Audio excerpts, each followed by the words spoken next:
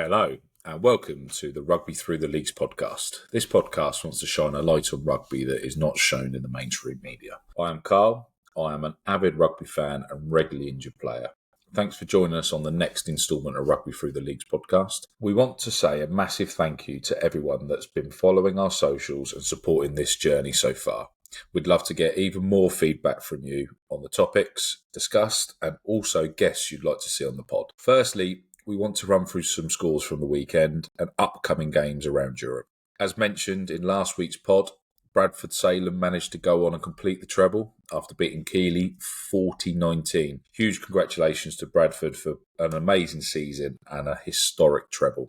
The Division d'Honour playoff was in full swing with Burgos beating El Salvador and Valladolid beating Ciencia Sevilla to set up yet another final between Burgos and Valladolid on Sunday in Burgos. Division d'Honour B finished last weekend too with a nice local team for me down here in Calpe. Big shout out to La Villa, who went up to Madrid to get the job done to win the Division d'Honour B against Los Rosas. There is another big playoff game this weekend as well between Luxembourg and Moldova in the Rugby Europe Conference. That's on Sunday evening. So if you get chance, get on rugbyeurope.tv, have a watch there between Luxembourg and Moldova, who have both been standout performers in that conference. So be a good game to watch there. And now, this week, we have another great guest on. We've managed to catch up with Ed Birch from the Nags Charity Barbarians. Ed currently plays for Farnham in Surrey, another club with a great development setup. We managed to finally get this interview recorded at roughly the fifth attempt due to a mixture of Ed's missus watching Netflix while he was trying to use up all of their EE broadband. Then his laptop just didn't want to record anything. So we had to settle for the trusty old mobile phone. This interview is an amazing journey of a team formed by some amazing fundraising feats. They all started by pulling a barge along a canal, which I think's probably got to be the craziest starting point for any club. And also the amazing works they do for the local communities that they descend upon, and while all raising money for Cancer Research UK. Well, we have Ed Birch on from the Nags Charity Barbarians. Obviously been nagging Ed for a little while on Instagram. There's obviously there's also a funny story to the amount of attempts that we've tried this interview, which we can get to as it goes on. So, Ed, thank you so much for your time, mate. Thank you for coming on. Do you want to do a little intro of yourself and the Nags Charity Barbarians for everyone that doesn't know? Yeah, sure. So, for myself, I'm Ed Birch. Currently play at Farnham down in Surrey. Originally from Kidderminster, Worcestershire, and I've moved about. And obviously, as I've moved about, I've moved clubs as well. Yeah. Started at Stourport up in Worcestershire, then moved to Kiddie. And then when I moved unit over into Norfolk, I had a load of friends that were in Ely in Cambridgeshire. So I moved there, was there for a season, went away again, and then came back and moved south down Farnham. I've been here since 2018. You're in the RAF, Ed, or were you in the RAF, or is it still a current posting? 2008 to 2018, so okay, a good 10 years, and moved about it. Obviously, managed to get a few games for the RAF as well. Well, not there or thereabouts. Yeah, not far off, and so playing from a trade and all that kind of thing. So yeah, no, really, I've embraced rugby all the way through, but always been low level grassroots, kind of player. I suppose more towards maybe the social end rather than the performance kind of end. Yeah, but hey, but yeah, with the Nags, we are an entirely grassroots level club. Who raise money for Cancer Research UK, and we have done since 2012. And we combine playing biannual fixtures against a club with, on the opposite year, doing stupid, crazy challenges, all to just raise as much money as we possibly can. So yeah. So the Nags Charity Barbarians, for those that don't know, get onto the website and have a look through the stories of the charities that have been done. How did it come about, and what was the first challenge for those that don't know? Because it was pretty epic. Yeah, I mean, it was five rugby mates who wanted to raise a bit of money for cancer research, and they had a sixth who had a canal boat, and they thought it was a great idea to pull the canal boat from Birmingham to Worcester, so that's about 30 miles. Yeah. And pull it purely under human power. And the name Nags comes from when, back in the Industrial Revolution, when it was horses pulling the boats. Yeah. That was nags. So that's where the origin of the name came from as well. And then because they were all rugby mates and they kind of had the great idea of putting it all together and playing rugby to raise the money as well. No, it's brilliant. Obviously, I'm pretty sure there must have been a couple of trips to pubs on that route of pulling the canal boat. You can't be doing that effort without a little trip. They stopped off at one pub a bit too long, and then kind of the last leg was absolutely emotional. Apparently, had to play catch up. Did they have to do the locks and everything? Did they have to do all that as well? Just Christ, whole shebang. I think I've done one once, and that's a lot of admin. Let alone then getting back and pulling the canal boat into the bit, and then do that. Christ, that is one hell of a challenge. Because so Birmingham to Worcester, about roughly 30 miles, correct, give or take. So they must have come across a serious amount of locks to go in and out of as well. That must have... Yeah, it's very up and down, very, I mean, you're not just going along one canal either. You've got to go across multiple kind of different branches. So So obviously that you'd be... they were tugging that along one side of the canal, correct? So obviously, did everything have to be sort of cleared? Because I know you go along some, they part the other side. I'm guessing it's the tow side, correct? Is that what they didn't have to try and crash into any boats and move boats as well and stuff?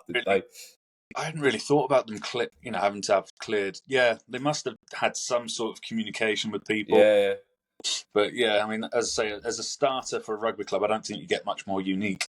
That's just mad. And then obviously that was the 2012, correct? Yeah, 2012. Yeah, and raised. So 2013 was 2013 the first year, the rugby year. Was that the first rugby tournament? Yeah, 2014. That was in 2014.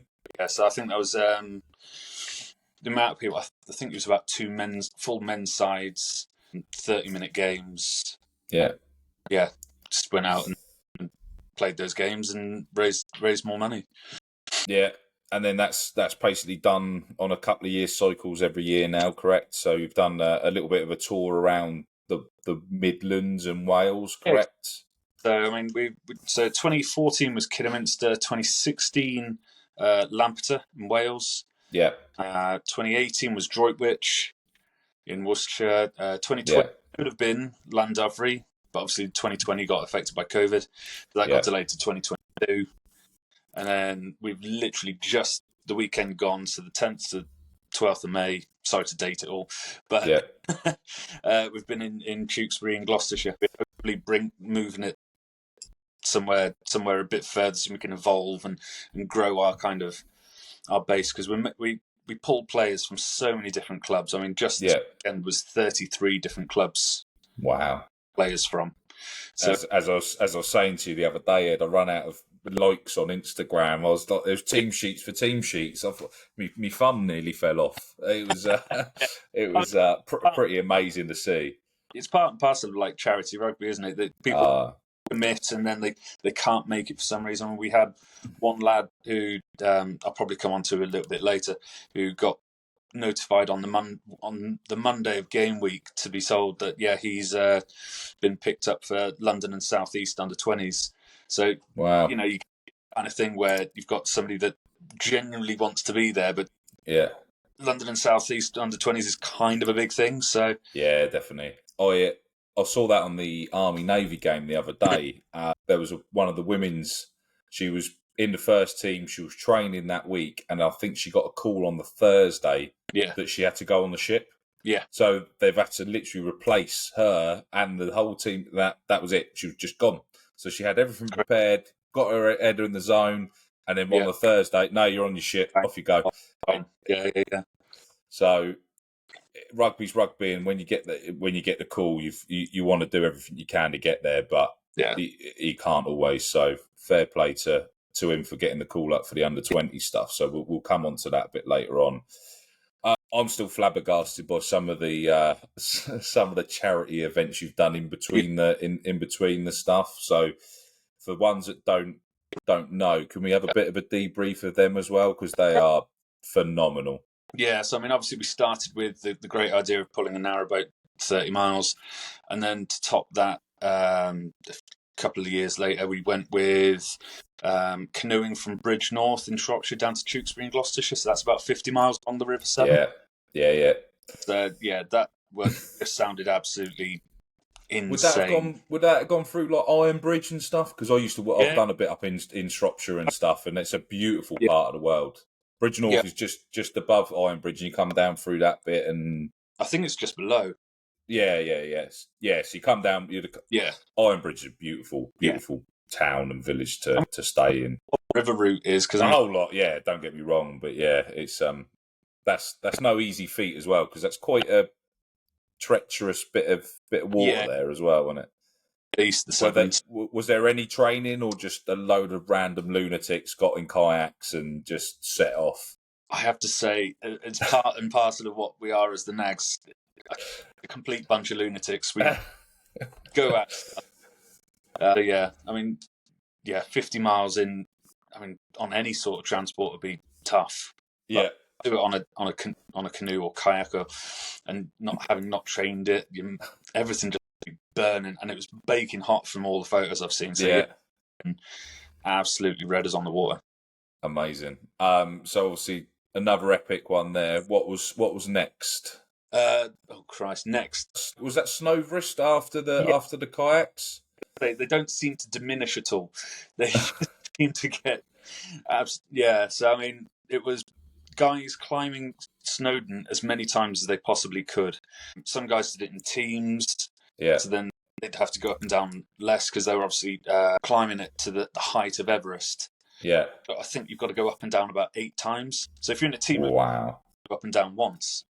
But you've got to go up and down Snowdon 8 times, and it was over the course of a weekend. Yeah. Really kind of smashing that kind of thing in. And that's just crazy, isn't it? Yeah. But it's worthwhile. It raises money for an amazing cause. And then during COVID, there were the people doing individual things, right? Climbing their stairs the length of Everest, because obviously it was the idea was already there, but it's locked down. Nobody had anything else to do anyway. Weren't allowed to do anything, so up and down the stairs. There were hair shaves. There was other walking kind of thing. People were just doing what they physically could. Yeah.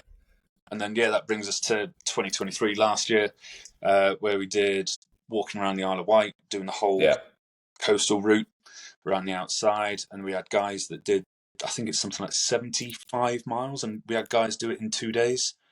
Wow. Did it in 3, and then guys that did it, or guys and girls and all that kind of thing, that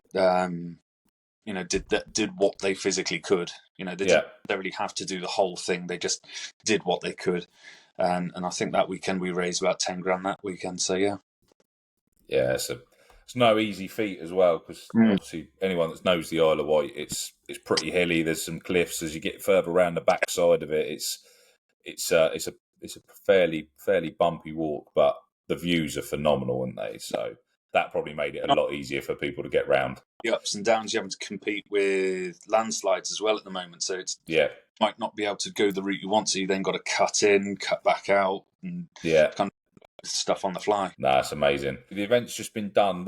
Have we got an idea of what the next crazy fundraiser is, or is it still in the planning of the lunatic asylum? Where's? It's definitely an option B right now. Right. I mean, there's been some ideas banded about, like pulling a steam train the length of a marathon. I mean, that's been a long-running kind of thing that we've been trying to organise, but logistically it's quite difficult, so nailing that down, maybe that might come off. One idea that was kind of mooted over the weekend was pushing a scrum machine the length of a marathon. Christ, yeah. Yeah, when you think how much it is to just move it 10 metres. Yeah, especially some lads that I've seen scrummage, they can't move it forward. They'll just be going backwards. Yeah. Most of them getting folded up, going backwards all the time. You've got to have a big ass field, relatively flat, and you've got to have plenty of bodies because people will burn. Yeah, that'd be amazing to see and keep going. And it might not be either of those things; it might be something else completely different. That's brilliant. But this is kind of what we do and how we kind of get around things. Yeah. And then in 2 years' time, we'll be playing rugby again. I mean, this time we did 2 vets games, 2 women's games, and 4 men's games. And so hopefully in 2 years' time we can go bigger again, and maybe 3 of the vets, 3 of the women's, and maybe 5 men's games if we can get it that big. And depending on where that's a big event. That's a big event to get hold of that many pitches and try and time that as well. So that'd be incredible to pull off. Yeah, one weekend as well. So one rolls into the next. So we did the Friday was the 2 vets games. Yeah. And then the Saturday was the 2 women's games back to back. And then obviously the men's games after that. Just so it keeps it in one central focus of the club rather than, my friend's over there and my friend's over there, which ones do I go for?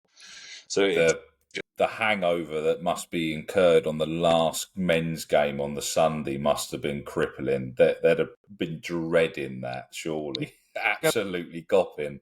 Oh, it was horrific. I mean, you've got people going, because obviously we advertise it as the 10th to the 12th because that's the whole weekend. Games on the 12th, and you're like, well, no. Absolutely hanging. And I mean, hey, we know what grassroots rugby can do with the socials. The fundraiser up to before the start of the weekend's event, you said roughly the £210,000 mark. Was that roughly where you were at? 10,000, yeah. So our aim for the weekend just gone was to get us up to the 250,000. Yeah. Hopefully we do that, but obviously we only know that we've got 30 grand at the moment, but we're still expecting more to come in. Yeah. And then but then the whole game is to just keep going and keep going and keep going. Rugby Against Cancer was obviously another one that a big charity down Portsmouth way that you've probably fully aware of as well. That would be a pretty epic setup if we could get the Nags Charity against the Rugby Against Cancer, and I mean, it's Twickenham's not got much else to do, is it? So I'm sure just fill that. It's only a tiny stadium. Just get that filled up and see what we can do.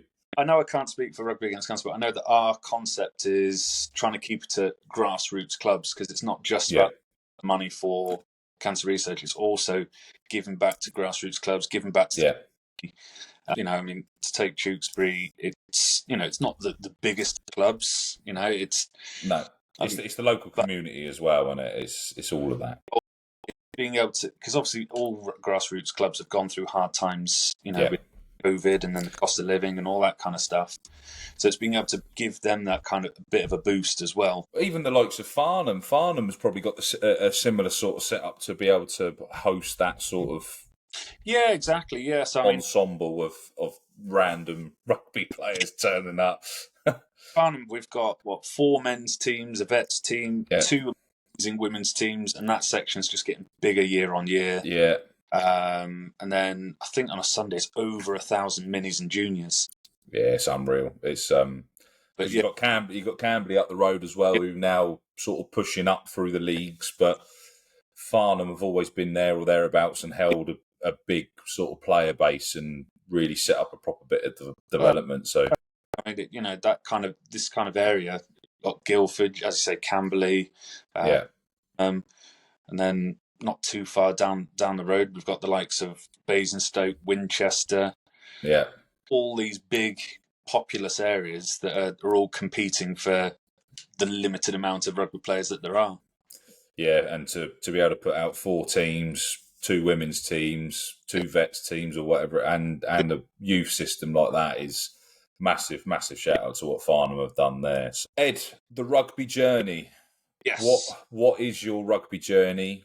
I know we've discussed this separately. Yeah. That it started a bit later than most. Yeah. And I'd like to probably expand on that a bit further down the line. But if you want to brief everyone on what your journey is, where you've been, and what you've seen. Yeah, sure. So, I mean, I started at 18. My kind of growing up and all that kind of thing, I wasn't near kind of rugby clubs and that kind of thing. I lived on a golf course. That was kind of sport number one, and kind of got me through friends and school going, you could do this, you could try that. Mm-hmm. So, at 18, went to Starport and started there. And then I was kind of there maybe quite intermittently because I joined the RAF. Yeah. And then I think it was 2013, I went away to the desert for 6 months, came back and went, well, every time I went back to Starport, I knew less and less people. Don't get me wrong, amazing club. And it's bouncing back from, the COVID and all that kind of thing. It's really, really strong at the moment. But I moved across to my hometown of Kidderminster. Yeah. So fresh start. And then I was there for maybe a couple of years. And then while playing sevens for the RAF Police, snapped my right fib. Which, that was... I bet that stung a bit, didn't it? Yeah, maybe a little. I mean, I thought I'd sprained it and got the medics to get me up and walk me back round. And then, that was a bad idea. Hey. But, and then about 18 months later, got back to being able to play again. And that's when I joined Ely in Cambridgeshire. And I was with them. A good season. Absolutely incredible little club. I follow every club that I've been on and, try and promote every club that I've been with. And then they're absolutely flying as well. And then went out to the Falklands for 6 months, came back and joined Farnham in Surrey because my wife lives down this way, and then I've never left really. So the Falklands then, have they got a team? Is there some sort of setup? I know it's sort of a forces base around there, but the locals not been dragged into it. Unfortunately, it's that windy; it just wouldn't be possible. Well, I've played on the Isle of Wight, mate. That's probably about the same. Playing down at Ventnors, when you fly half misses from 5 meters out from a kick because of the winds that bad at Ventnor. Yeah, that's a pretty bad. We went over there once and we won 48-7, I think, and all it was, we scored 8 tries. We missed every conversion, and 2 or 3 of them were literally under the posts. And because of the wind, but obviously they knew what they were doing. So their try they scored, they managed to convert it. Yeah, I think I even ended up trying to take one just to see what the hell was going on. But it was just a mad place. So it doesn't stop. The wind just doesn't stop. I mean, it averages out about 20 miles an hour on a good day. On a bad day, it's 40 to 50 miles an hour winds. If it rains, it's raining sideways. No, so a lot of people that I know have been down there have sort of said you either become a gym bunny or an alcoholic down on the Falklands, and that if you're going to get blown away, you may as well be absolutely Tom Boland, so that you probably straighten yourself out, lean against the wind. A lot of people do, and that's the thing. You either get in the gym or you just get on it, and it is pretty much a 50-50 split. Yeah, there's no middle ground. You can't be both. It's one or the other. Yeah. So obviously you managed to play in the RAF Police. You said for sevens. Yeah. Where did you manage to play that? Where was that? So sevens. Oh Christ, sevens was all over, but it was mainly 15s. Yeah. I mean, 15's got, most kind of the normal units and that kind of thing. But played at Cardiff Arms Park in 2016. Nice.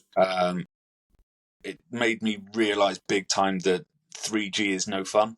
No. I get the practicalities behind it, but for real kind of grassroots level rugby, it's no fun whatsoever, in my opinion anyways. No. And then a little bit later in 2016 as well, we went over to New York for a rugby tour. Very nice.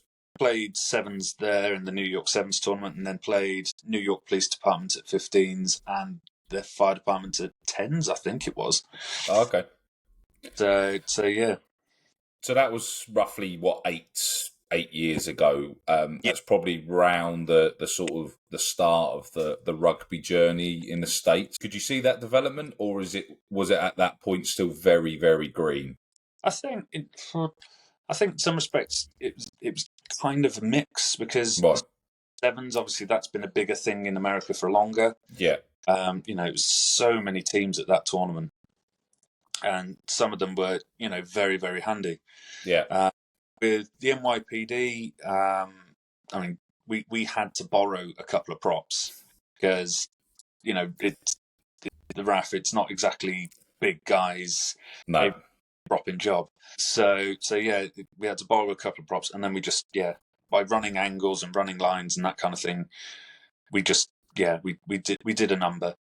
And then tens was a different game again.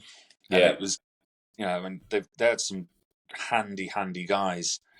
The fire department did, and that was a bit closer, but we still, did the job. So, but as you say, it was the very kind of early days of rugby growing in America.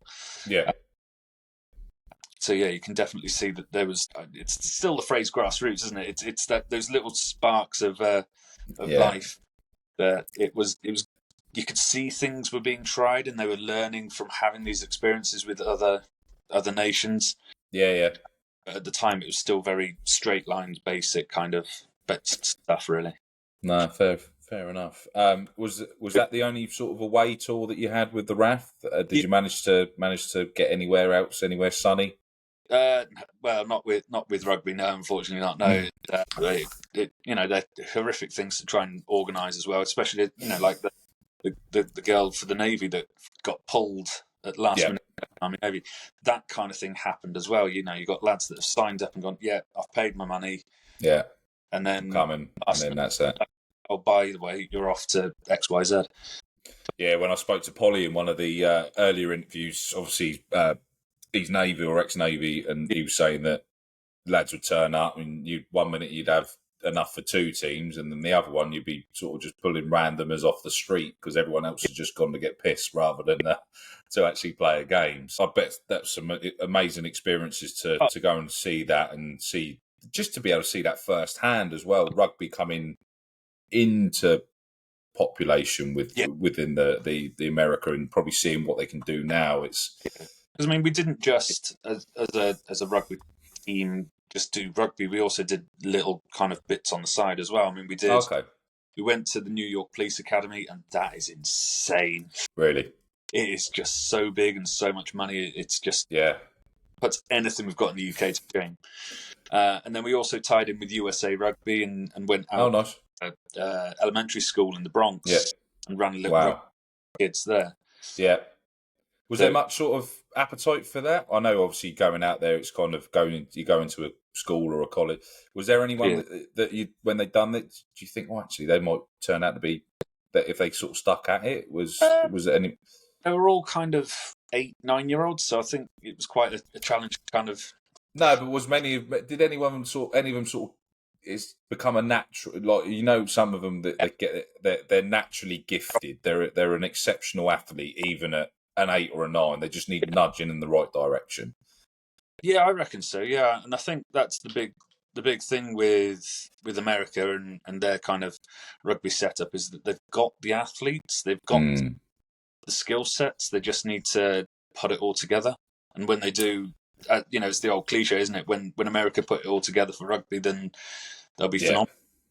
Do you think that's not just an issue in America? Do you think that as a world and as a society, we don't develop athletes, we develop players for different sports, whereas if there was maybe a central hub of athletes that would then be specialising in a thing after they've got their core basic athlete level, and say, well, this one's this player can jump 30 foot or whatever, and this one's exceptional off the line. This one's got just brute strength. Yeah. And then they were pushed into, guided, should I say, not pushed, but guided into the right direction of which sport would suit them best. Do you think that's something that, as a sporting society, we fail at? I think there is an element of that, but I think because of the human nature and free will, Yeah, you'd be absolutely amazing at something and not want to do it. yeah. I play back row, but I've had so many people over the last few years go, "Oh yeah, you'd be great at front row. You've got the build for it. You've got the strength for it." And I'm like, "I've got That's no because nobody else wants to do it, Ed. That's how I ended up in the front row. Nobody else wanted to do it, and that was because I could get around a bit still, but had a bit of a size to me. I ended up front. Anyone in your team, never trust any of them, because all they're trying to do is make you a prop. They're all at it. Yeah, I even gave it a shot at the start of the season just gone, and I was not a fan. Really, I do love it. I do love it. I do really, really enjoy it. When you make your oppo squeal like a piggy, it's probably one of the best feelings as a grown man. But I mean, when you have it done to you and your wind's escaping you, it's not a pleasant experience. But exactly. as you said, you've got to be a certain breed of human to be willing to jump in that front row. Fair play to people that do it, and especially people that seem to have done it for 20, 30 years. Still enjoy it.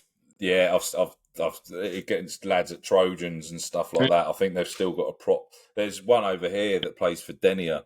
He's in his 50s. He's got I'm pretty sure he's got a peg leg as well. He literally just trundles. He does nothing else. He just turns up to the scrum, does that, and he gets around a bit. He's got a bit of hands, but you ain't seeing him running. If you do, but he still loves it. He just cracks on. I think he's a geezer over from Argentina or something like that, and he's just solid as a rock. Does his job and just loves it. Well, that's the thing. We had a guy at Farnham called we call him Sid, but as you say, big farmer strength. Yeah. Rock doesn't really move away from the centre of the pitch. Maybe doesn't need to. It doesn't need to. He's got his 5 metre channel under the post, and that's about it. That's straight back and forth, unless he's got to go off for a scrum. Yeah, and I mean the only reason he jacked it in was because of the law changes at the start of the season, tackle height and all that kind of thing. Because I suppose the older you get, the less flexible you get. I mean, I'm only 35, but even I'm finding I'm probably a bit less flexible than I was. Yeah. And getting that bit lower for some people is more of a challenge, and I think it has seen a few people kind of walk away from the sport. But then, from experience of this season, I've seen that it hasn't been that difficult to transition for people. No, I think the referee. A lot of it's down to the refereeing as well. Yeah. I think if the refs are to the point and it's managed on both sides fairly, I think that probably works best. It's when you've also got to adapt to the players you see, as you said, your Sids that aren't as mobile, but they'll still make the tackle, but because they haven't quite dropped far enough. It doesn't need to be a yellow. Sometimes worst case is a penalty, and just allow the game to play. If there's no real risk to anyone apart from Sid's back, then sometimes you just. But unfortunately, I agree. A lot of lads have moved away from the game because of the rule changes, and it's constant. And I 100% understand it, and 100% support. They're trying to protect player welfare. However, would it be better to? It's not really done when you come and start playing for rugby. When you started playing at 18, Ed, I finally got into the game when I was about 19, 20. I did a bit of school and stuff like that, but I finally got into it about 19, 20 as well. Yeah. But I just learned on the fly a lot of it. I kind of understood the technique, and I watched a lot of stuff. There's no assessment for somebody that comes and starts playing rugby. No, exactly. There's no kind of well done, you've passed a certain level, you can now play. Exactly. Picture. Imagine the amount of lads that have been walking around with their one tackle badge. Like, you remember those 50-metre swimming badges you used to get with, like, Tony the Top? Imagine that if you could get your first tackle badge, stuff like that when you get. But there's no assessment, is there? There's nobody, because if you go and play football, you have a trial. At rugby, we've just got to grab whoever's available, and that also probably affects the ability of the players around. And I played it to a half decent level, and you could tell when you're playing at that level, the people you play with understand the game, so you get less injuries. When I was playing threes, and I was getting injured every week or taking a knock that done this. I actually fractured my knee socket playing threes because somebody tackled me over the try line and into my standing leg and popped my knee, the socket out of my, the ball out of the socket. Like, I 100% chased the ball down, but it was 100-0. We were winning 100-0 at the time. And like, those things wouldn't happen in the upper levels. And it's almost like there should be bands of maybe the level. So proper grassroots level, your third, fourth team rugby. Yeah. One level.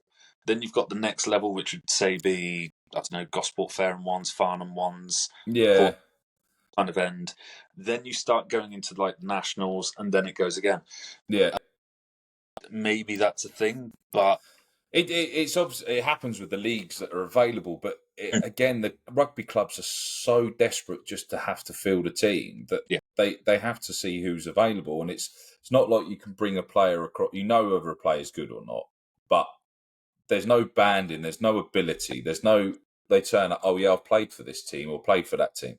Well, I'll do a set. Like, most of the coaches probably do a bit, but because of men's rugby, because it's so, I've got to get down there on 7:30. I'll do 7:30 till 9 o'clock on a Tuesday and a Thursday. We got 30 lads. We're doing a run through. The first team's the important team. Second team is the adult. Third team, if you're there, just run round and just be cannon fodder. There's no internal development within rugby clubs to try and improve players, which I think is also a detriment to player safety and player welfare, because if you can't teach them how to tackle properly, they're either going to hurt themselves or they're going to hurt somebody else. That a lot of these lads are there, got a job. Obviously, if they're most of them potentially self-employed. So if you're self-employed and you take a really dodgy knock from somebody that doesn't know the game but wants to be involved, then brilliant, more than welcome. But you break your leg or you break your foot or you can't work for 6 weeks, they ain't going to pay your bills just because they fucked up. And I think that's something that we probably neglect as a game as well. I don't think. Yeah, I mean, I suppose in some respects it's because football, for example, is very, very simple. You know, kick ball in goal. Yeah. Job Run done. there. Can you turn? Complex. And for me, I mean, I don't know about yourself, but for myself, when I was 18, picking it up, I always felt like I needed that kind of education beforehand. Yeah, I agree. I managed to go into a really good team with at Gosport, and I managed to get games in the threes and went to training and just tried to sort of involve myself as much as possible. Watch the games and understand the game, and ask questions was critical as well. You ask the right players, and but that was off my own back, not through people being right. We're going to do a session. You lads, fairly new, or you've only been here a year. We're going to just run through the basics. This is what we expect. You didn't learn on the hop while you're doing it. As you said, you're not sort of swept up. And it took me a lot longer to probably get to where I could have been earlier on in my game. And it's just rugby. I think a lot of stuff goes by the wayside. We don't review situation. We'll review a game till it's fucking dead. Lads will sit there and go through minutes and minutes of hours of footage or just chatting shit about what people did wrong. But trying to actually put it into practice and change that doesn't. It's just not there to at the grassroots level. Obviously. above that, yeah, 100%, and that's what they get paid to do. But grassroots, it's not. But I think that's also down to players don't turn up to training because it is a hobby. But People's bodies time to recover, mm-hmm. and unless you've got the time to do that proper recovery, yeah, then it makes it harder and harder and harder. And obviously, when people weren't quite as big, it was probably the collisions weren't as big. But I mean, speaking for myself and probably quite a few lads from the Nags at the weekend, it's your body takes that amount of time to recover. I mean, and depending on was the ground hard? Well, if it was rock hard like concrete, then it took you a bit longer to recover than if it was, you were running around in a quagmire. Yeah. So it's all these different facets of the game that is rugby that is quite hard to kind of make perfect. And maybe if we're striving for perfection, we need to kind of just tone it down a little bit and strive for getting it as good as it can be. Yeah, I don't think there's many things that will ever reach perfection. It's just rather than changing the rules constantly to realise that because the game's going to disappear if they keep changing the rules every week and this is being dropped out. You're going to lose players, you're going to lose viewers, you're going to lose those bits because rugby is a very, very brutal sport.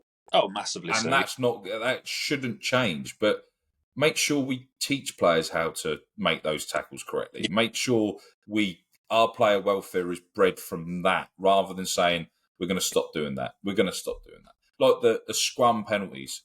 If you're shit at scrummaging, make sure they train it. Stop just saying I can't. So if you get a scrum penalty now and a free kick off it, you can't then call another scrum afterwards. Yeah, and half the problem is that it's not being looked at from a grassroots level. It's being looked at national level, and not everybody plays international rugby. No. Some people only play social rugby. Some people only play, we've got lads in the Nags that play only for the Nags now. Yeah. They're not part of a club, so they only play once every 2 years. Yeah. And if you start to affect the game because you're looking at the top, then you maybe lose what is the foundation of the game. Well, people become disenfranchised with it as well, don't they? So it's like the 50-22. That's It's an exceptional rule at the elite level because there's lads that can make that kick. There's lads probably when you get down to maybe level 7 that can probably still make that. 3s rugby and below, you're lucky if somebody can kick it forward sometimes, and it's true. And then you've got the goal line dropout as well. If the lads have worked so hard to get to that and held up, you should get rewarded with a 5-metre scrum. Most of them would fuck it up though, but it was still, you got a bit. Now you've got a goal line dropout. You've got props that are trying to trudge back to then cut. It's at that level. I think a lot of people have become disillusioned with that and coming away from it. I mean, we can attest to at the weekend with the Nags is that we were deep in D and we were doing good. Yeah. And somehow turned it over, passed it out, and I think it was our second row, maybe a prop. Yeah. Got it or hoof it. Okay, it's champagne rugby. There's definitely a prop. Definitely a prop. If it was, he saw the Hollywood lights. That was it. He was off. And it goes straight up in the air and then comes down about a metre back, and the opposition catch it and dink it down for a try, and you're like, social level. It's certain rules aren't going to make as much, and it's like. I mean, personally, I'd do away with something like the mark because it stops all momentum. Yeah. It's that kind of thing where it just needs to be simplified, maybe. It's because like the caterpillar as well. That's just boring. Right. Facets of the game. Somebody new to the game, or somebody who's a casual fan, or somebody who watches the internationals haven't got a clue about the professional club game, let alone.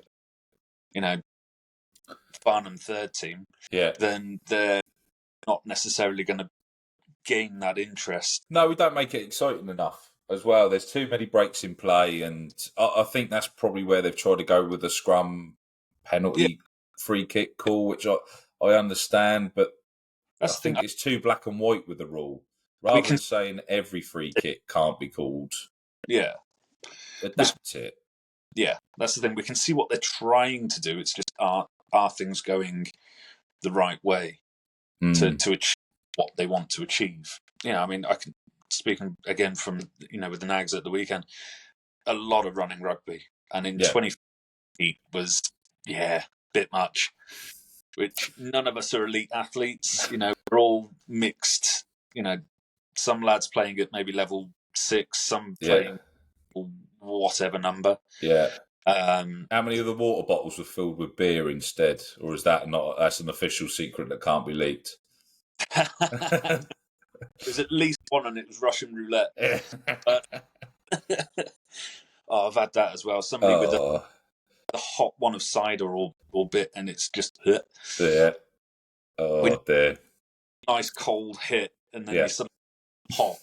And you're not, if it's cider as well, you're not sure if somebody's pissed in it, so it makes it even worse, doesn't it? So no, that's all. And that's the thing. These are some of the elements that also make up grassroots rugby. It's brilliant. They're the bits you laugh about, and when you get back in the bar afterwards, that's the best bit.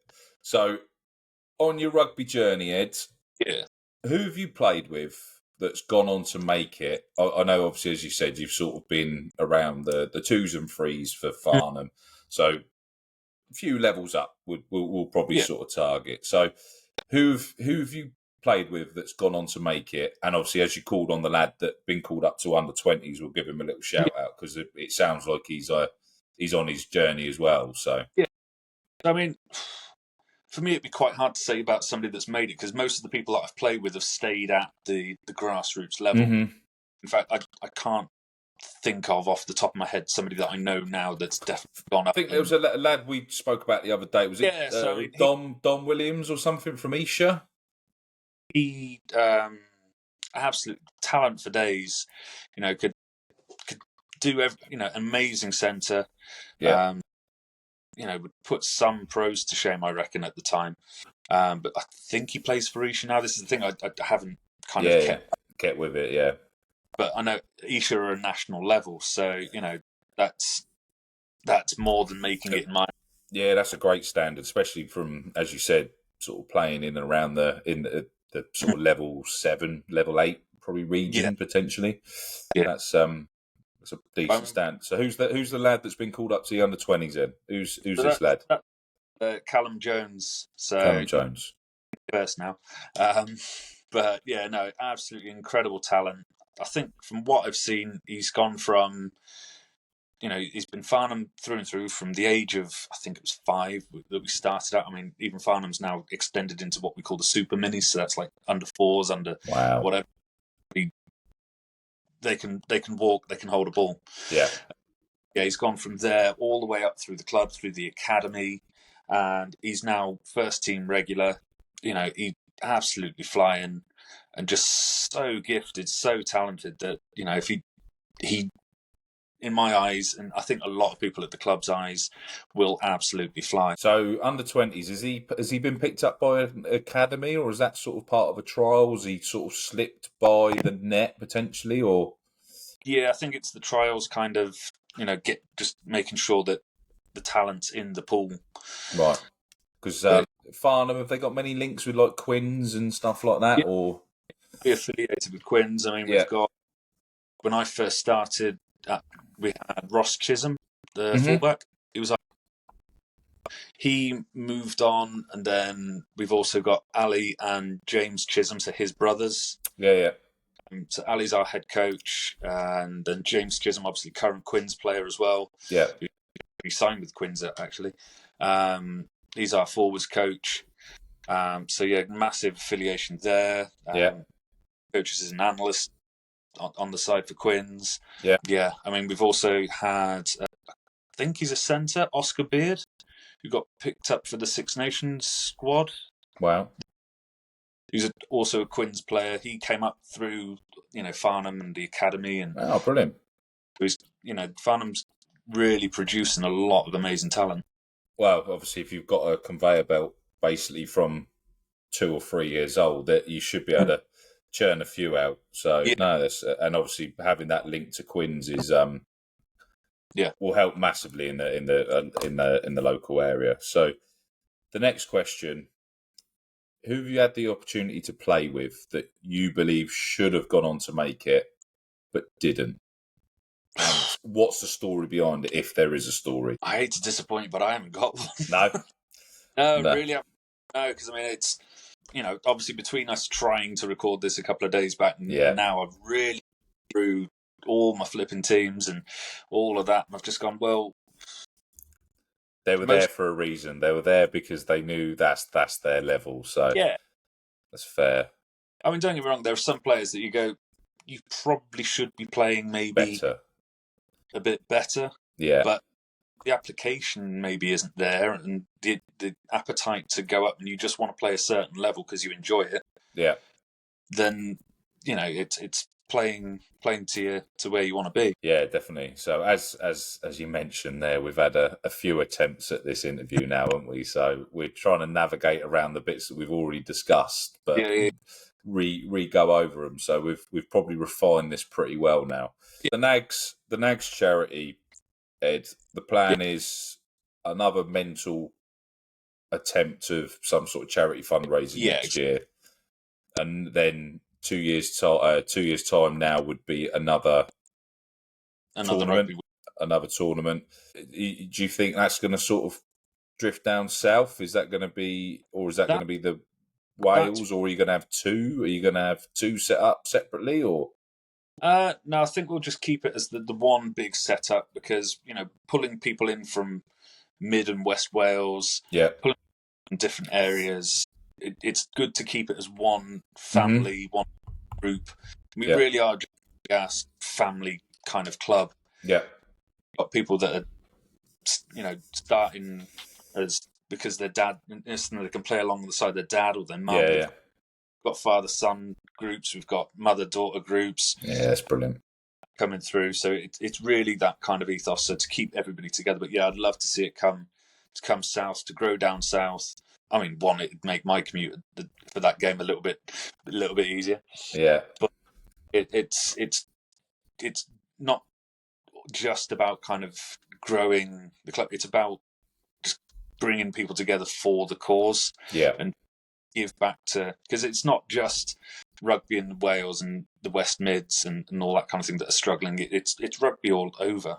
Yeah, grassroots, and it's putting into those clubs and being able to help grow those clubs. Did Tewkesbury's bar get drunk dry at least? Was it empty when everyone left? Is that the bare minimum that got done? Yeah. Yeah, I mean, it seems to be our modus operandi. It is our thing. We turn up. You can't go somewhere and not drink a bar dry with that many rugby players and the whole weekend as well. They must have had deliveries all weekend, didn't they? Did they pre-plan it? Or Saturday morning there was a pre-planned one coming in, but it was. I mean, as I say, it's not just rugby players; it's rugby players' families, rugby players' friends, people from the local area that maybe have never gone down the rugby club before. Yeah. Kind of entice them to come and see what's on offer and get involved. So alongside the rugby and stuff, did you have other bits for the kids that had come along as part of families? Was there trampolines and sort of bouncy castles and all that sort of stuff on? So it's a nice big sort of festival feel of everyone gets together, gets to watch a bit of rugby and raise money for an amazing charity as well. So at least if the kids want to go and do something, that there was something on the side for them to do. Yeah. And it's a safe environment that rugby clubs are. Yeah. Where just be and enjoy it, and hopefully maybe that kind of produces the Nags of the future as well. 100%. Yeah. I said this in an earlier pod. It usually is, if you. Obviously, we've not kind of come from it because our families weren't part of it. But normally, if your family's part of it, it's down generation to generation. And it's something that obviously the club that I'm now part of out here in Spain I'm trying to do. There's no seniors, so there's no seniors game at this club. So at the minute we do up to S16s, which is under 16s. We've got an age group from under 6s, under 8. They do it in 2-year groups, so Yeah. you don't recycle the age group every year. It's every 2 years, but there's no seniors team added to it. So recently becoming president, that's my target, is to add a seniors team to it, because I think that's where we start really developing the availability of youth for the futures and stuff. So it's At the end of the day, see somebody doing something, they can follow that example. Yes, And that's why we're always encouraging people to bring their families to the Nags, because then it's garnering that kind of ethos at an early stage. agreed. I think at our 5th attempt of this interview, mate, I think we've pretty much nailed it. It's been an absolute pleasure to finally get you on, being able to talk to you 5 separate occasions, pretty much. So I think Ed's pretty much trying to get himself a co-host spot on here at this rate. So, I mean, just for Tewkesbury, I already got myself on a podcast, on a radio show. Yeah. I just got to keep the momentum going now. That's it. Hollywood film next for Ed. We'll see you in some sort of new remake of like the Bambi film or something. Maybe, you never know. Absolute pleasure to have you on. Great cause. We'll obviously share everything on the socials to raise as much money as possible to tag that on.